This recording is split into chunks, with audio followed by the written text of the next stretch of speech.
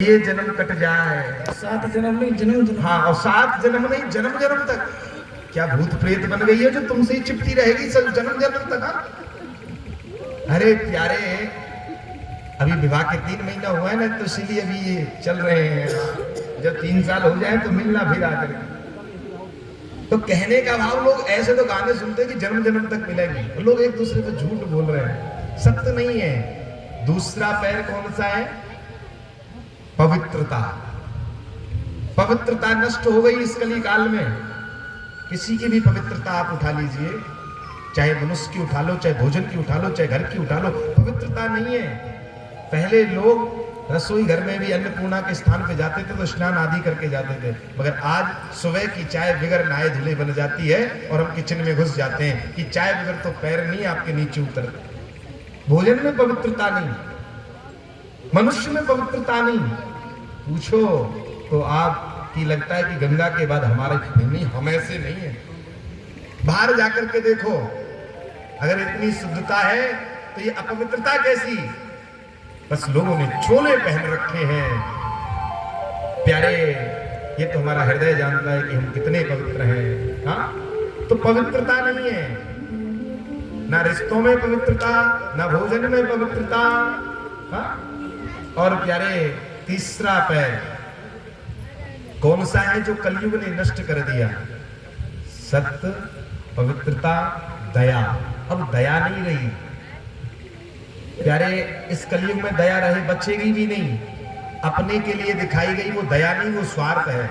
मैंने चाचा के लड़के के लिए इतना कर दिया मगर फिर भी कोई नहीं, बहुत दया की। नहीं नहीं नहीं, आपने दया नहीं की। वो आपके चाचा का लड़का नहीं, आपका खून था, या आपने बच्चे के लिए किया, वहां एक स्वार्थ था। दया वहां है जहां हमारा कोई संबंध आपसे नहीं हो, कोई खून का रिश्ता नहीं हो। क्योंकि आपको पता है कि चाचा का लड़का ही आपके साथ में लाठी बजाएगा, अगर कोई बात हो गई तो फिर दया कैसी?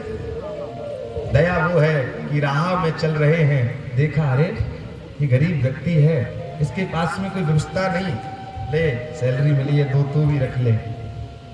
दया वो है कि अगर हमारे सामने जो हमारा खून का रिश्ता नहीं है मगर वो व्यक्ति भूखा मर रहा है, तो अपने भी अनाज का जो पीपा है या ड्रम है खोल देवे कि जा भैया तू ले जा, तू भूखा ना सो। पहले ये जमाना था गांव में, अगर पता चल जाता था कि पड़ोसी भूखा है तो पड़ोसी सोता नहीं था, अरे ठीक है जा हमारे यहाँ से बोरा भर के अनाज ले आ, बच्चों को भूखा मत सुला। मगर आज मेरे बच्चे अच्छा खा लें, बगल में अगर रो रहा भी है ना तो दरवाजा बंद करके लॉक सो जाए, पड़ोसी को पड़ोसी से कोई मतलब नहीं। ऐसा एक जमाना, ये जमाना आ गया है। अपने बच्चों की नहीं, बच्चों की व्यवस्था करने में लगे हैं, चाहे सामने वाले का बच्चा भूखा ही मर जाए। कहां दया है? और चौथा पैर है दान। अगर शायद प्रक्षेप नहीं आते तो ये पैर भी कट जाता, और कली काल में दान नहीं होता, और दान नहीं होता तो ये धर्म कर्म का कार्य नहीं होता। इस कलियुग में दान बहुत है प्यारे। अच्छा एक बात, जब ये आपका राम मंदिर बना अयोध्या में, आप तो अवधवासी हैं, जब अयोध्या में राम मंदिर बना तो एक ऐप चला था दान करने के लिए। सरकार को खुद कहना पड़ा कि भैया रुक जाओ, अब दान मत करो, हो गया काम। मतलब मंदिर के पैसे से अत्यधिक पैसा आ गया, लोगों ने इतना दान दिया, वहां से मना करना पड़ा, नहीं नहीं भैया अब उसको बंद करो, दान होगा। अगर दान नहीं होता, इस कलयुग में दान है, हर व्यक्ति दान करना चाहता है। और ये पता है आपको कि सबसे ज्यादा दान कहां से आया था? किस शहर से दान आया था सबसे ज्यादा? बताओ ना। अरे आप तो अवधवासी, आपको तो ध्यान होना चाहिए। सबसे अत्यधिक एक शहर ने दान किया जो राजस्थान में जोधपुर है, सबसे अत्यधिक दान राम मंदिर के लिए उस शहर से आया था। एक बार ताली बजा करके सम्मान करेंगे हमारी वीरांगना भूमि राजस्थान के लिए। एक से एक दानी प्यारे, तो दान है। देखो हम भी कार्य करते हैं, कभी जोधपुर पहुंच जाते हैं, तो कभी मुंबई पहुंच जाते हैं, कभी नेपाल चले जाते हैं, उसी की कृपा राधा रानी की, एक दान भरोसे, और लोग दान देते भी हैं। और सही बता रहे हैं, जहां भी हमने कथाएं की ठाकुर जी की कृपा से कभी ऐसा नहीं हुआ कि अपने, हाँ ठीक है अपने को मिले ना मिले, मगर ऐसा भी कभी नहीं हुआ कि अपने जेब से लगाना पड़ जाए। सब ठाकुर जी की कृपा से राधा रानी अपने आप किसी ना किसी भक्त को चेताती हैं और दान करवाती हैं और दान के सारे ये काम हो जाते हैं। तो दान है प्यारे। परीक्षित जब उसे मारने के लिए दौड़े तो बोले तुमने ऐसा कार्य किया है? बोले प्रभु मैं क्या करूं, मेरा राज्य आ गया, मुझे स्थान नहीं दोगे तो मुझे तो कुछ ना कुछ तो करना पड़ेगा ना। तो बोले पैर पकड़ लिए। जब पैर पकड़ लिए तो बोले प्रभु मुझे क्षमा कर दो, भूल हो गई, मगर मुझे स्थान दे दो ना। आज दादाओं वाली बात याद आ गई कि अगर पैरों में कोई आ जाए तो उसे क्षमा कर देना चाहिए। बोले ठीक है, स्थान देते हैं। जूतम पानम स्त्रियाशूना यथस धर्मस चतुर्विदा। जाइए, आपको 4 स्थान दिए। बोले पहला स्थान कि जहां व्यक्ति मदरा पान करेंगे, शराब पिएंगे, वहां आपका वास होगा। और नहीं तो आप किसी को मदरा पान करा के देखो, पहले जो व्यक्ति अच्छे से बोलता है और मदरा पान करने से 1 शीशी पीने के बाद ना जाने फिर वही शेर है पूरी कॉलोनी का, कोई और नहीं।